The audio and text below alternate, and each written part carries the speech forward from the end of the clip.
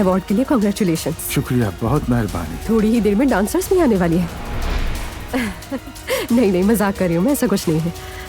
हम कहते हैं दुआ को मोहब्बत हो गई, लेकिन क्या अजलान को नहीं हुई?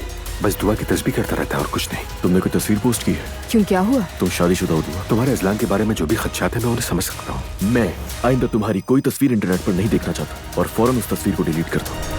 लेकिन मुझे यकीन है कि वो दुआ के साथ ऐसा नहीं करेगा। उमर, मैं ये बात जानती हूँ कि तुमने उस केस के बारे में कुबरा से बात की थी।